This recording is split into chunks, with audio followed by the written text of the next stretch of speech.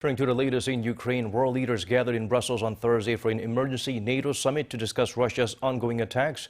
Our Song Yoo-jin is standing by on the line with the latest. Yoo-jin, what were some of the major announcements made?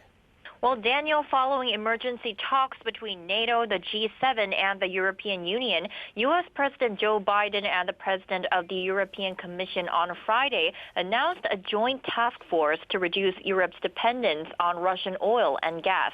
Chaired by representatives from the White House and the European Commission, the panel will work to find alternative supplies of liquefied natural gas and cut down overall demand.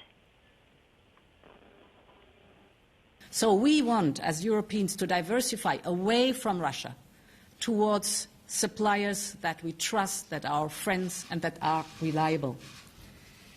And therefore, the U.S. commitment to provide the European Union with additional at least 15 billion cubic meters of LNG this year is a big step in this direction, because this will replace the LNG supply we currently receive from Russia. Meanwhile, President Biden is heading over to Poland on Friday, which borders Ukraine to the west and has been sheltering more than 2 million Ukrainian refugees. According to the White House, Biden will hold a bilateral meeting with Polish President Andrzej Duda on Saturday to discuss the U.S. and its allies' response to Ukraine's refugee crisis. Wrapping up his 4-day trip to Europe, Biden also hopes to meet Ukrainian refugees in Poland as well. We have to talk about the humanitarian crisis in Ukraine. Any updates on the number of casualties and refugees? Well, the latest data from the United Nations Refugee Agency show that more than 3.6 million people have now fled the battered country. The UN also reports as of Thursday that the civilian death toll has now topped 1,000, which includes at least 90 children.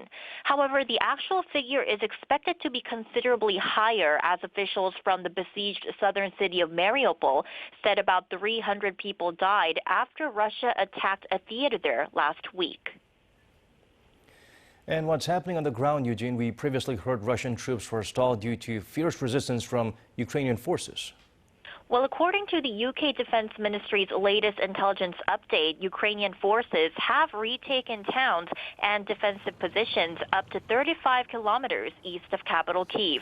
Also in the south, Russian forces are being stalled in advancing towards the Black Sea port city of Odessa due to logistics issues and Ukrainian resistance.